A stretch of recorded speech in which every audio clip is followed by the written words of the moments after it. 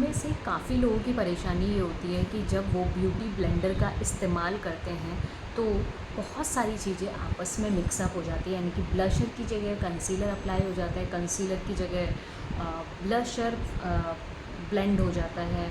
और हम कहीं पे फाउंडेशन ब्लेंड करना है तो वहाँ पर जो अगर हमने ब्लशर अप्लाई किया था तो वो लग जाता है। बहुत सारी चीज़ें इस ब्लेंडर की वजह से हो जाती है जो कि ब्लेंड हो जाती हैं अच्छे से चारों आपस में ही। चारों पांचों जितने भी प्रोडक्ट हम इस ब्लेंडर की हेल्प से लगा रहे हैं तो वो चारों पांचों आपस में मिक्सअप हो जाते हैं, जिसकी वजह से मेकअप में आती हैं बहुत सारी गंद। अगर आप भी इस ब्यूटी ब्लेंडर को पूरा एक तीर से कितने निशाने बोल सकते हैं, 2 निशाने तो नहीं कहूँगी मैं, 3-4 निशाने कहूँगी, क्योंकि हम इसको 4-5 तरीक़ों से यूज़ कर लेते हैं, 3-4 तरीक़ों से यूज़ कर लेते हैं। जैसे कि अगर ब्लशर अप्लाई करना है, कंसीलर को ब्लेंड करना है, फाउंडेशन को ब्लेंड करना है, इवन पाउडर पफिंग भी करनी है तो हम इस ब्लेंडर की हेल्प से कर सकते हैं। जब हम ब्यूटी ब्लेंडर का इस्तेमाल कर रहे हैं तो सबसे पहले हमें पता होना चाहिए कि हमने किस एरिए से क्या चीज़ अप्लाई करी है, कौन सा प्रोडक्ट लगाया है।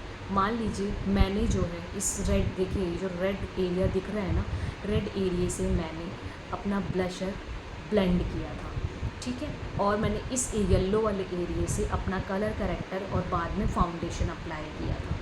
और थोड़ा सा जहाँ पर जगह थी तो मैंने वहाँ पर अपना कंसीलर अप्लाई किया था। लेकिन जहाँ पर कंसीलर था तो वहाँ से कंसीलर ही अप्लाई किया, जहाँ पर फाउंडेशन एंड कलर करेक्टर था वहाँ से यही अप्लाई किया, और जहाँ पर ब्लशर था वहाँ से यही अप्लाई किया।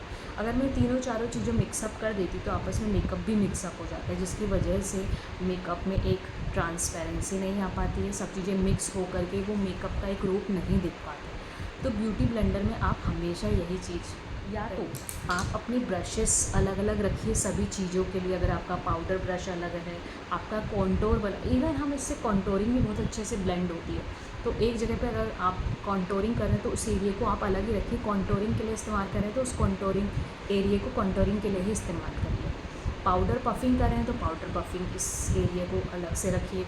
ब्लशिंग कर रहे हैं तो उस एरिया को अलग से रखिए। आपस में मिक्स करने से वही गलतियाँ आती जो आपकी आ रही थी।